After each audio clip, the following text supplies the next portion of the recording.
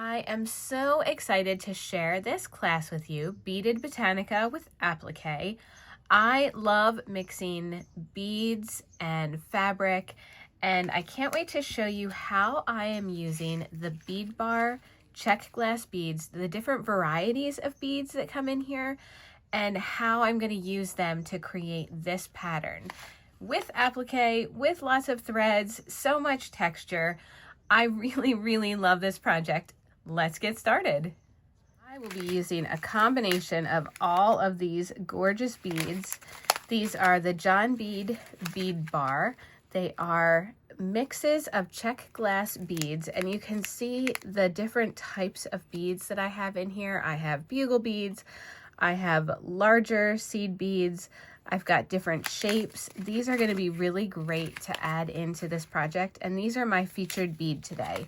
So I'm going to be using a mix of all of these colors.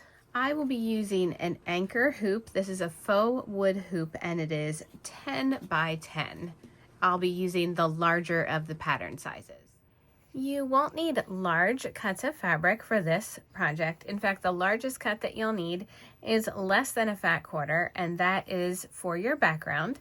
And then I'm using 2 colors for my accent leaves.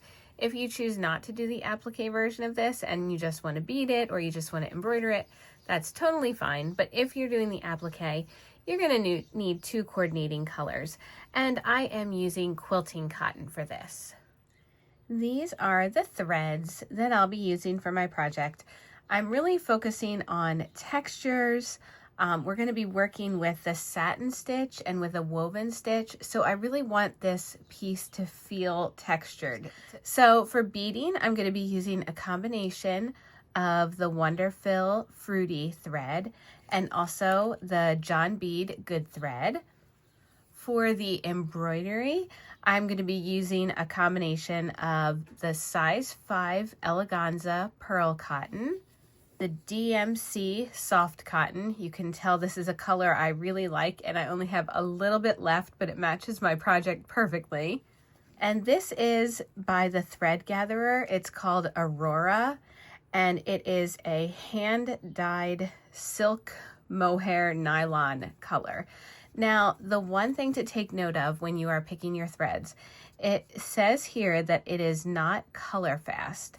So if you were using this for a garment, you would want to think twice about that if it's going to be washed, because the hand-dyed nature of it and the fact that it's not color fast means that the colors can leave the thread and bleed on your project. That's also something that I need to think about as I'm embroidering. If I have any marks that need to be washed out of my project, I want to think about that, and I'm going to be very careful where I am getting water on this project. Embroidery needles, scissors. To transfer the pattern, I will be using a water erasable marker. And to transfer the pattern onto the heat and bond, I'm just going to be using a Sharpie, something that's not going to smear as I am tracing the pattern onto the heat and bond. We are going to begin by preparing the fabrics and ironing them. I am ironing my background fabric as well as the 2 fabrics that I'm going to be appliquing. For the applique portion of the pattern, I am using the Heat and Bond. It's a sewable Lite. It always has the dark purple packaging. So if you get it cut by the yard, if you get it in a package, this is what you're looking for. You don't need a large piece of this, just enough to be able to trace the leaves. And so the Heat and Bond Lite, you'll notice it has a shiny side and a matte side.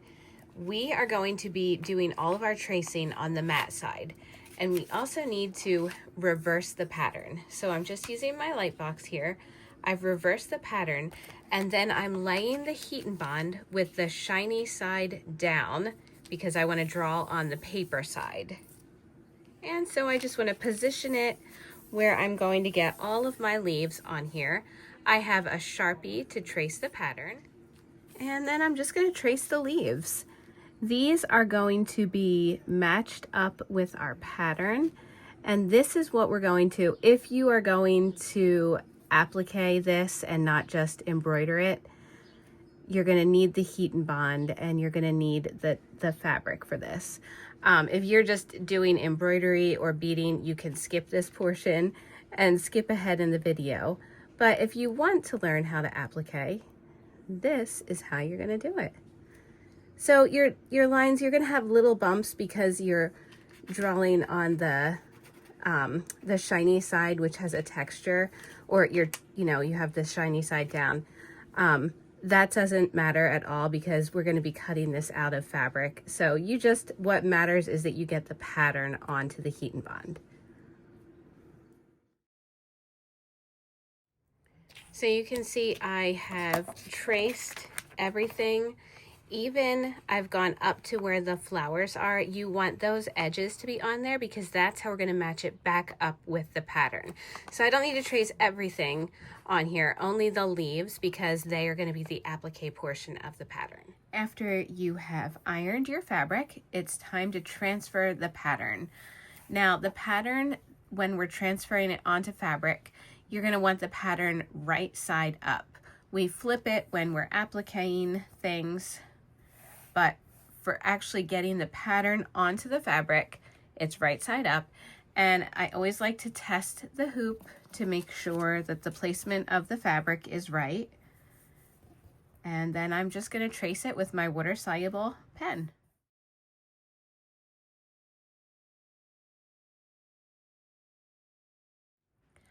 I am still tracing these leaves on here, even though I'm going to be appliquing them, just so that when I bring my fabric, I can match it up and line it up on here and get it in the right spot. So I'm just quickly tracing that. When you're done tracing your pattern, I always like to remove it from the light source and just double check that you did get all the parts of the pattern, especially because this one is a little bit more detailed. You just want to make sure you didn't miss any parts. So I have labeled my pieces with the colored fabric that I'm going to be using. So I have a neon green, which I'm going to be putting on these two, and a darker green, which is going to be these leaves. So the next step is to cut this pattern apart. And so you are just cutting right along the lines and removing it from the larger section of heat and bond. So I've cut my pieces out, and now I am going to lay the shiny side of the pieces on the reverse side of the fabric. You don't want too much heat on this.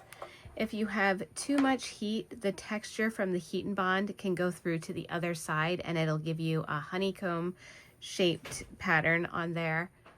So once you know that it's on the fabric, you can let it cool for a minute, and then I just cut it out from the fabric, and you are going to cut the pieces out right along this line.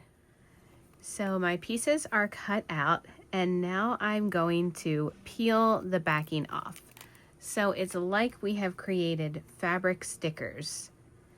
The shiny side is now on the correct side of this.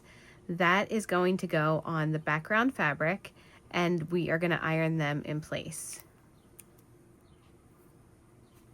So you can take your pieces off and just start to line them up where they're going to be. And this is why it's important to trace directly from the pattern, just to give yourself some guidelines. Otherwise, there's the tendency, if I hadn't done that, I would have forgotten where the pieces go, and then it just looks confusing because you have random little scraps of fabric. So it just gives you the guidelines, and you are going to iron them in place then. If you used a water-soluble pen, you don't have to worry about your marks, about ironing your marks. However, if you did use a pen that is heat erasable, you're going to want to be very careful about ironing the pieces onto the fabric so that you don't either erase your design or get it to stay on the fabric. Sometimes pens, there are heat pens that adhere the pattern to the fabric, and so you don't want to do that. So you are just going to carefully iron these pieces on now. Sometimes before you iron the pieces on, just reference the pattern to make sure that everything looks right. And again, as you are hitting these with heat, you just want to make sure that you're not letting your iron sit on the pieces too long. You just want to be aware of how much ironing the fabric is getting, because you don't want that texture to come through on your fabrics. And that's what it will look like when you have done your applique. So I'm separating the parts of the hoop, and I have my fabric and my pattern. I'm going to place the back part of the hoop behind this, and then I'm just going to put the hoop together, making sure that your pattern is centered inside of the hoop. And now we are ready to start our embroidery. We are focusing on 3 main stitches for this project. The first one is the stem stitch. The stem stitch is a great stitch to add beads, and we are going to be working along the side of this leaf. So for your applique pieces, you don't need stitching to cover every little piece of the fabric. The heat and bond will keep this on the fabric. It's permanent, but only permanent to a point. So you'll notice as you're working with it, you might get the edges, they might lift from the fabric a little bit.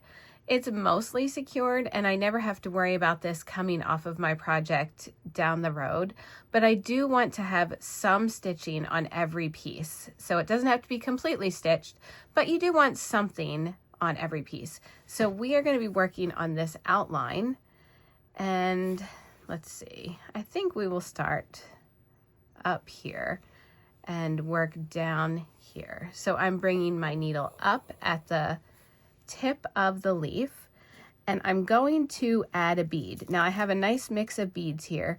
I'm going to vary the colors that I use, but I'm going to try and keep them all about the same size right now. I've got lots of different sizes, but for the border, I'm going to keep them the same. So I'm putting the bead on my needle. Now you'll notice I came up on the gray fabric, and I'm going to go down on the green fabric. This is a great stitch to use on an applique piece because it minimizes how much your needle is coming through the fabric. So I'm bringing my needle up on the background, and I'm taking it down onto the applique fabric. And that is my first stitch.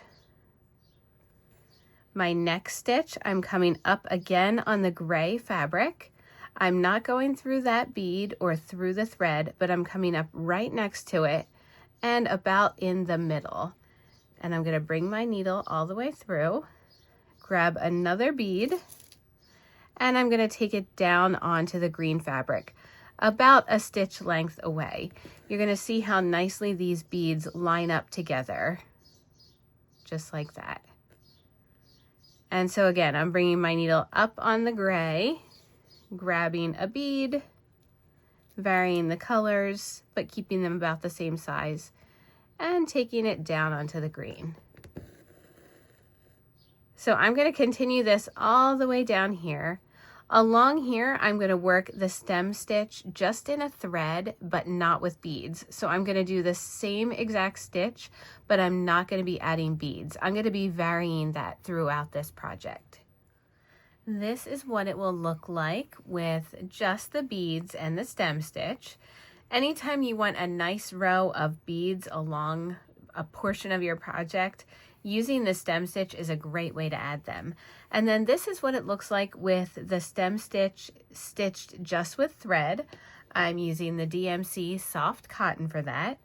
And as you go around the edges of this leaf, you don't want to bring your stitches too close to the edge because that will result in your fabric fraying.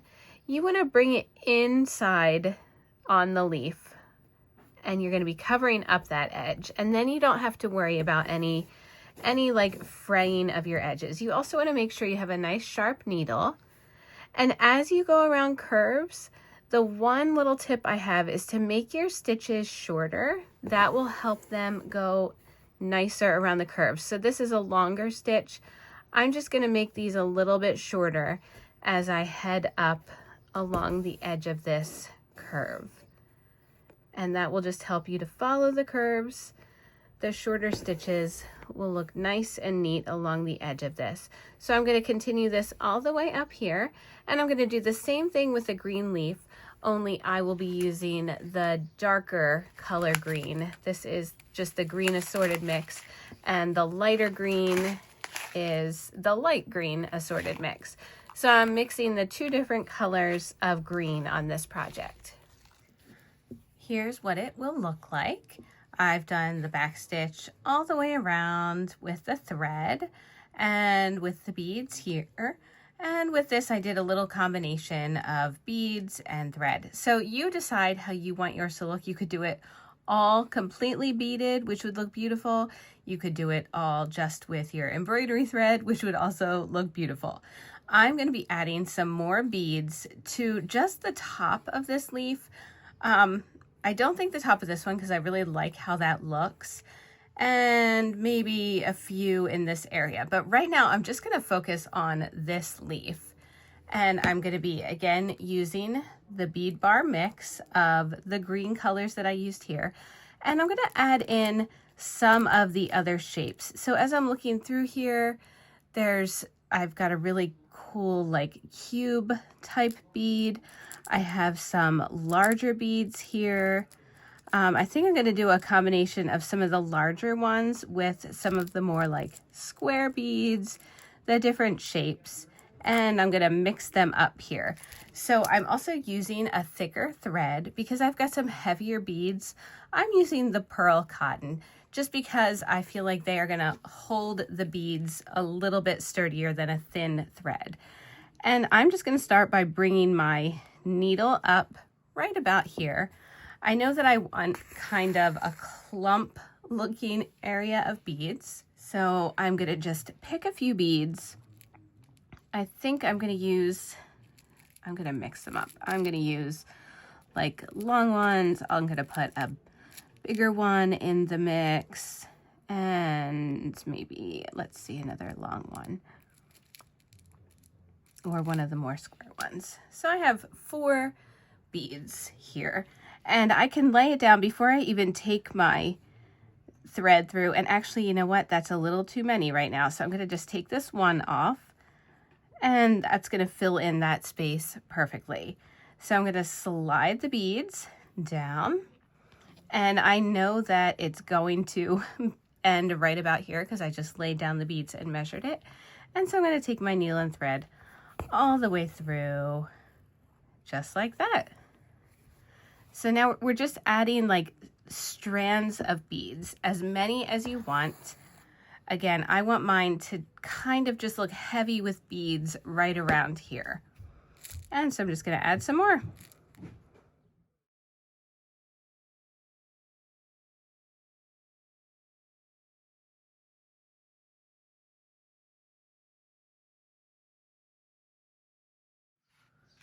The flowers in the pattern are all going to be a combination of satin stitch and beads. So I have threads and beads that match, and each flower petal, or each flower, I'm going to be doing some satin stitching on the petals and some beadwork on the petals. One consideration to make when you are adding beads, adding embroidery, you want to think about the different heights of things on your pattern. So when I'm embroidering with just thread, that's going to be at a lower level. I mean, it's minimally lower, but you can see when I have just thread here from the side, the beads definitely stand out more. So to make sure that your pattern, that you can see all the pieces of your pattern, that's just something to think about. I don't want to have this completely beaded because then the flowers might get lost in each other. And so I want to think about the different layers or the different levels of height when I'm stitching. This is the Aurora thread from the thread gatherer that I'm using, and you can see, looking at it closely, It is a twist of 2 different strands of thread. I'm going to be stitching with this together, but any sort of textured thread that you're using, whether it's this thread or you have another sort of yarn or needlepoint thread, you don't want to stitch with too much, because every time that you're going in and out of the fabric, it stretches the thread a little bit more. And what I want is to see these textures. So I don't want to stretch it out so much that I'm not going to see the textures. So I stitch with shorter strands of a thread like this, just so that I can really emphasize the texture of it in my stitches. So when I'm satin stitching in this area, I like to set up little guidelines, and I'll show you what I mean. So here's my first stitch, and then this is going to be my second stitch. They're not close together yet. This is all going to get filled in. But now I've created 1, 2, 3 sections. Rather than filling in one full section, I'm working in 3 smaller sections. I could even add another line there to make it even more sections. This helps keep your satin stitching lined up, which makes it in the end look a lot smoother, and it looks really nice and full. So now that I have my section there, I'm just going to bring my needle up here, and I'm going to fill in this small area. So I'm just bringing it up at the top. I'm going down. I'm keeping the stitches really close together. That's what lends to the fullness of this stitch. And then I'm coming back up on this side. It might be tempting to come up right here, but this helps to keep the tension of your threads, which are also important with the satin stitching. So I'm going through a little bit more thread, but it just makes it look like a nicer stitch when all's said and done. So I'm coming back up here and just filling in this small little area using the lines of my pattern. All of my stitches aren't going to be the same size because I'm filling in a pattern piece that's not the same size. And so once I finish this small section, I'm going to go back and stitch the other sections. You'll never even know that it was sectioned off when it's all finished, but it just helps you keep your stitches so nice and neat.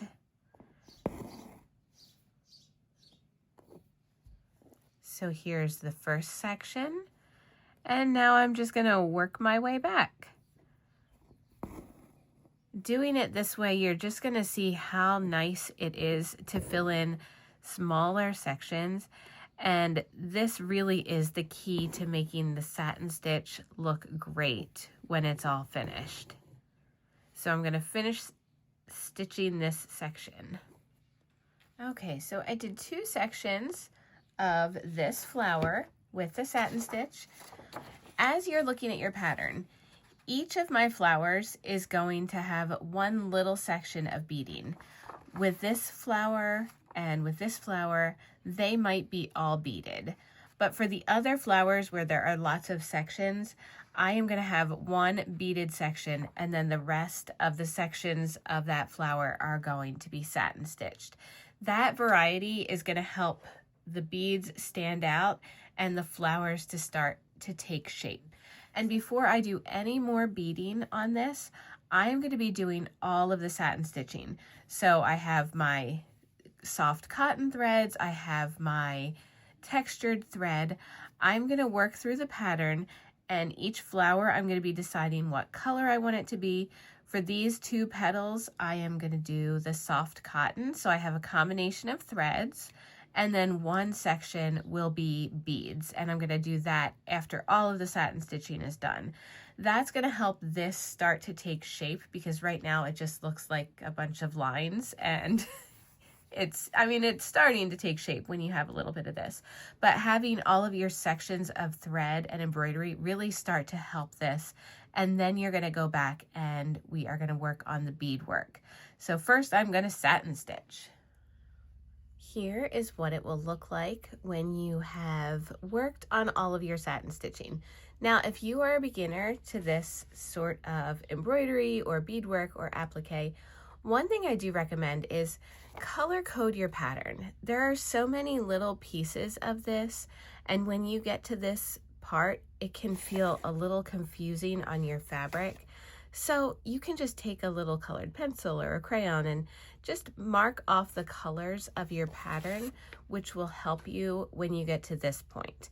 And then once you're at this point and you have your flowers all filled in with the colors, it's going to be much easier to go through and add the beads from the bead bar packages. But before we get to that point, we had talked about the different layers or heights that you're working with. So when you look from the side, you can start to see, you can see a little bit.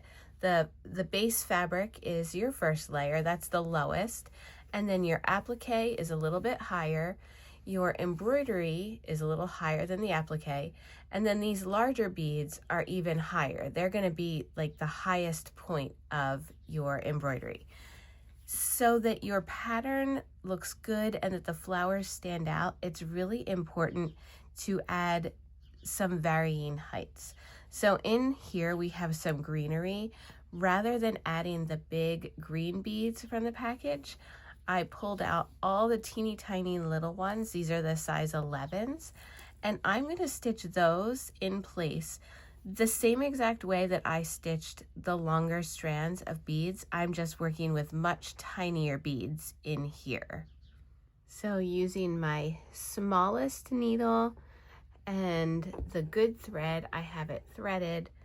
I've got my tiny little beads picked out, and this might seem tedious because they're so tiny, but you're really gonna like the effect that the different sizes of beads is gonna give you.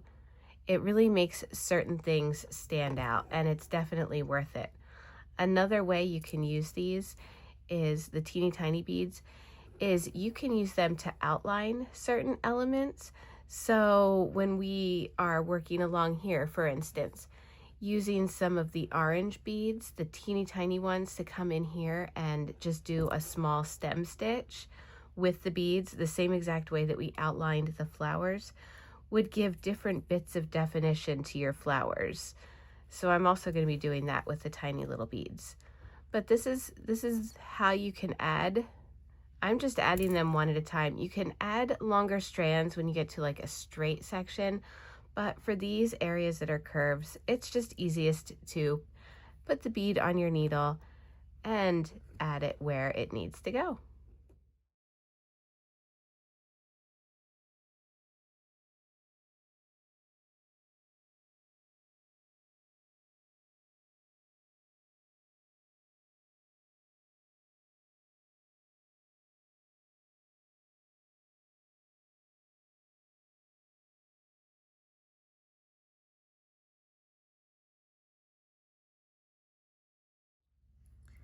Here is the beaded leaf. I also used some satin stitching in the pearl cotton to add a few more green details. And I used the size 11 Miyukis in 2 oranges and a purple, just to add some of the detailing around the edges. I didn't go around every edge, but just to give it a little bit more definition, I chose to go around some of the petals. Once all of the smaller parts of your piece are embroidered, we've done the embroidery here on the flowers, we're saving the pot for last. It's time now to go in and add the larger beads. This is one of my favorite parts of the process because you don't have to think too much and concentrate on the pattern at this point, like you did when we were stitching the different colors of the petals. There was a lot more concentration.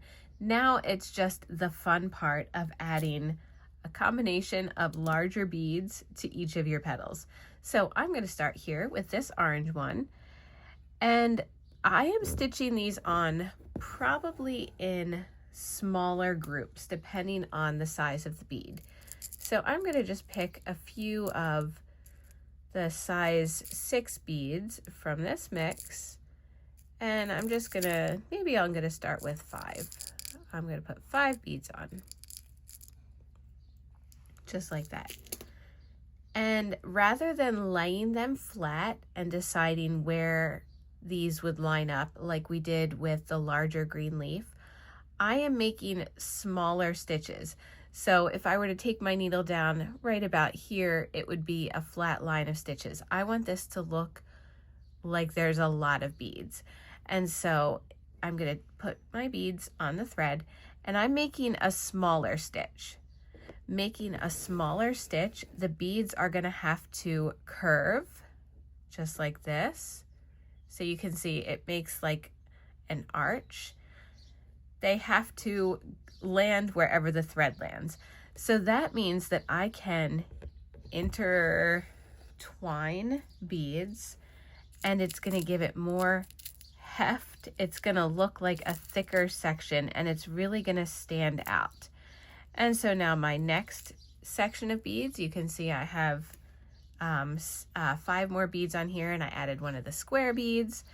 I'm going to go underneath of this archway that I created, and I'm going to take the needle down, and it's going to make another larger section. And this is where you're going to just maneuver beads around. And so you can see, I'll take it out of my stand so you can see it from the side. From the top, it's looking really cool. From the side, there's really a lot of dimension here. So I've got overlapping sections of beads. I can also add larger beads in here because we have larger beads in this pack. So I'm just going to take maybe 2 beads. Like this, and the larger beads I can just place down. So this is just a matter of you deciding what beads you want where. With the larger beads, again, you can run your needle through them twice just to make sure that they're nice and secure. They're a heavier bead, so I just take it down through the fabric twice so that they're not going anywhere. And I'm just going to fill up each section now with larger beads. You can see we've got the smooth thread here with the satin stitching. We've got a little bit of definition with the tiny little size 11 Miyukis that I added. And now we've got, it's really going to stand out with the larger beads.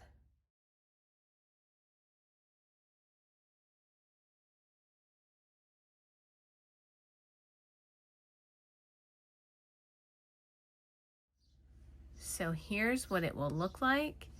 From the side, you can see how much dimension there is.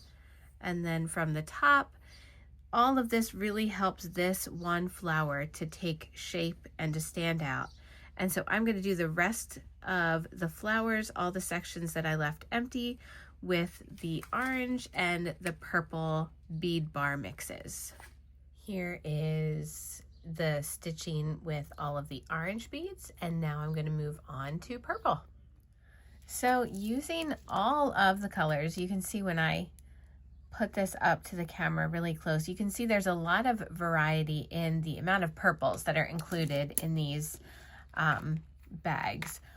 What's really cool about that is when you look at this piece, you can see that I focused certain areas with certain colors. So I kept these 2 flowers slightly more muted. I did the same thing with the orange. The orange, I didn't put many darks in that one, but in this one, I scattered them throughout. This, I kept it subtle with some of the more metallic ones. And then this one, I added some of the blue tinted purples. So switching up the beads and really using the variety pack and looking at them and deciding what colors do you want where really helps this piece to take shape. When you look at it from a distance, the flowers, each one stands out rather than becoming, like, I don't want to say muddied, but rather than becoming muddied and all clumping together.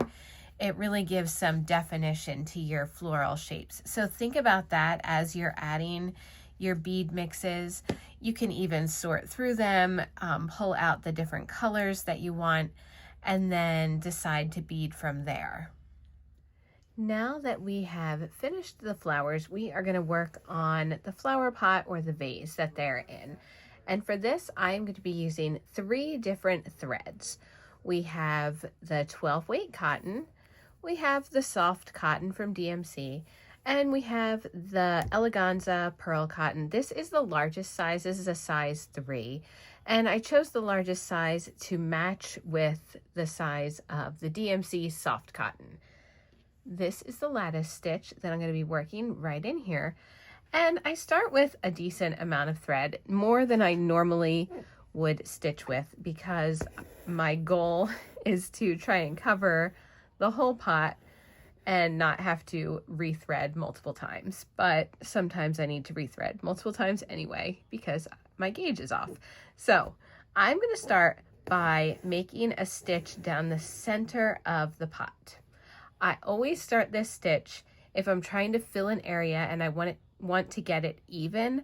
I start with a stitch in the middle. It's also a stitch that uses a lot of thread. I call it a thread eating stitch, but I think the effect is worth it. So I brought my thread from here down to here, and now I'm going to come back up at the top. Again, it's a thread eating stitch. We're not going to be bringing our thread over because we want to keep the tension of this thread. So that's why I'm bringing it back up at the top. And I'm going to create the foundation of stitches that's going to almost look like a grid on this pot. So I'm making another stitch here.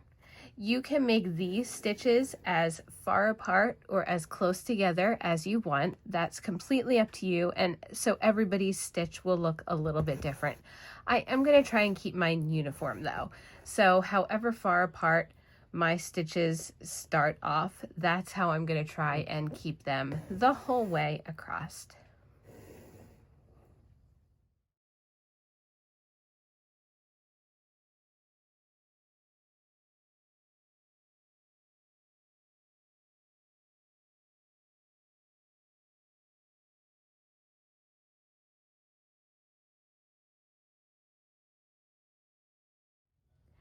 So once we have all of the vertical lines, you are going to thread 2 needles. One needle will have the eleganza or your contrasting thread, and one needle will have your thin 12 weight thread or the good thread, whichever one you decide to use.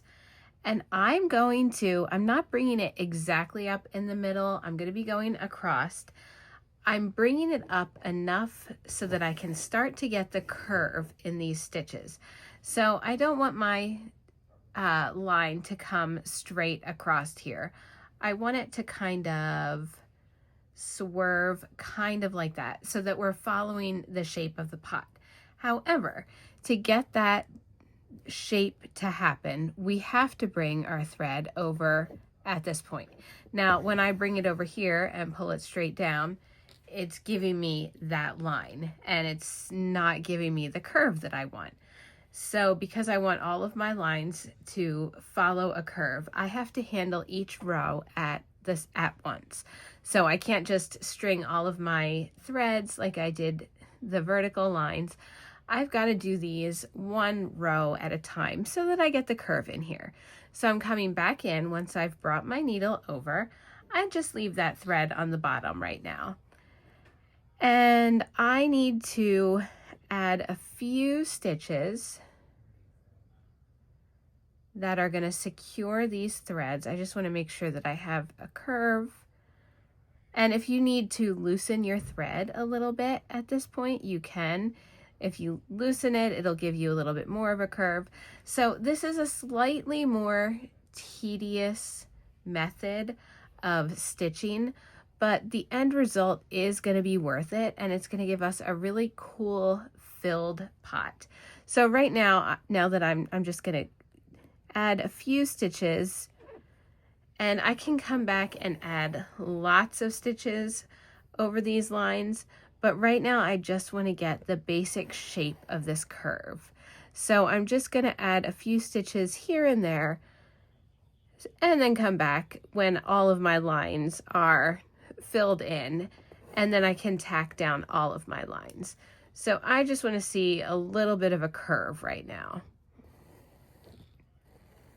And I'm keeping track of my threads underneath, making sure that I keep a curve, and you decide how you want your curve. I kind of want mine to start like these are going to have more of a curve down here. It really is a matter of playing around with the tension and the thread to get the shape that you want for yours. And so it's going to take a little bit of time, but I'm going to fill in this whole pot with this method.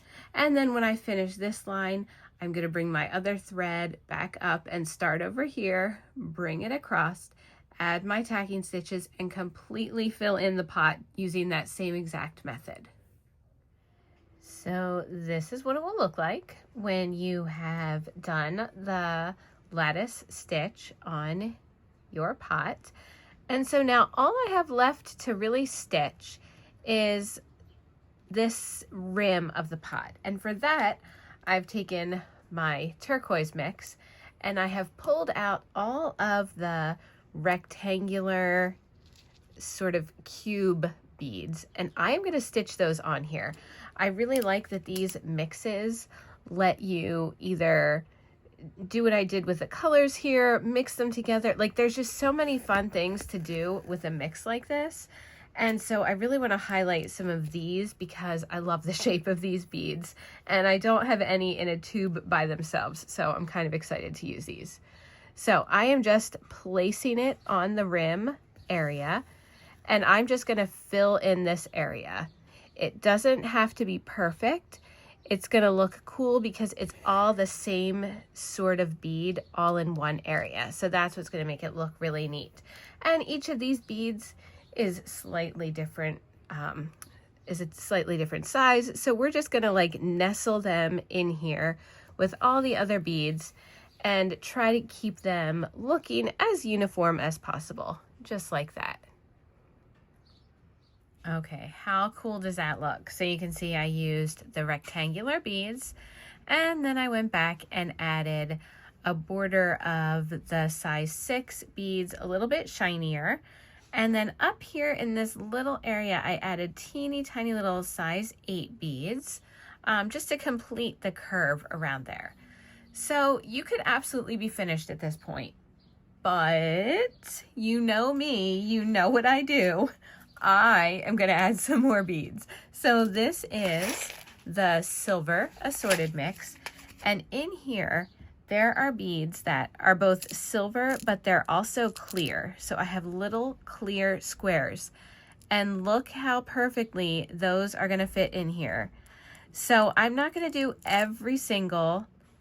I'm not gonna stitch one in every single square, but I'm absolutely going to be adding little square beads to the little squares of my trellis stitch. Well, I think those beads added a lot to this. If you look at it, it really looks complete. And a lot of times when I'm working on a project and I don't know whether it's finished or not, I will set it aside, and sometimes I'll take a picture of it. Sometimes I'll just set it in a room that I'm walking around, or in a place where I can just like casually look at it and decide, is it really finished? Looking at this one, I can say, yes, it's definitely finished. So the last step in this process before we actually finish the hoop is to take care of any markings that are left from our pattern, from when we transferred the pattern. I have a Q-tip with a little bit of water on it, and I am just touching up those little lines that are still showing, and it's super easy. I'm going to let this dry, and then we will finish the hoop.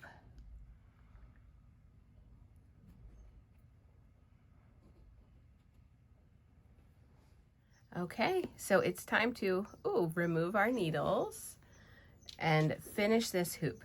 So the one last thing that I do is I pull the fabric all the way around the hoop.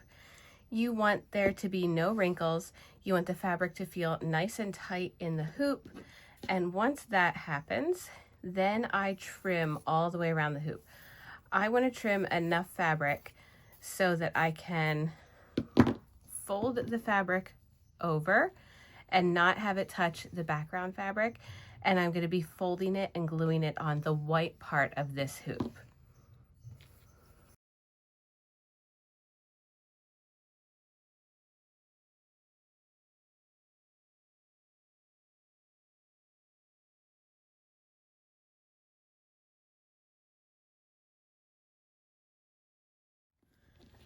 And now the final step is to grab your white school glue, run a strip all the way around the edges, and then fold your fabric over and let it dry. This is how I finish all of my hoops. It gives it a nice clean edge on the back. I leave my hoop guts exposed because I love the hoop guts and I want to see all the work that I put into this hoop. If I was gifting this, or if you wanted to cover it up, all you'd need to do is cut a piece of felt, just a piece of craft felt, the same size as the back of your project. And I usually use pinking shears, which give it a nice little jagged cut along the side. It makes it look a little fancier. And you just press the felt onto the back of this. You don't need to do any special gluing or anything. It will just stay adhered and it will cover up all of your stitches. But my recommendation is to leave your stitches uncovered because you spent a lot of time getting to this point, and I think the back looks just as pretty in a different way as the front does. So enjoy your stitches. I'm going to finish this up and let it dry.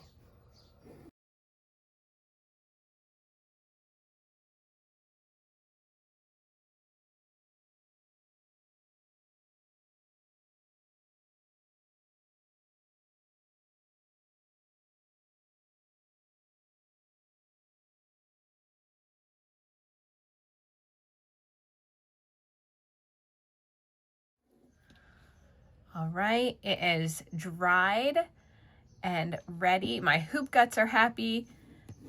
Let's flip it over. Here we go. Okay, first of all, the thing that catches my eye is the amount of sparkle. And what I really love about how we placed the beads on this is how we distributed the beads and the sparkle factor in this project. We didn't overwhelm the piece with too much beadwork. The combination of threads and beads that we used in the different placement of them really works out so well for this pattern. And I just think this is really one of my favorite patterns. So I hope you enjoyed this. I hope you had fun mixing the applique. I'd love to see what fabrics you choose to do. So be sure to tag me in anything you make. I love to see progress. Enjoy and happy stitching.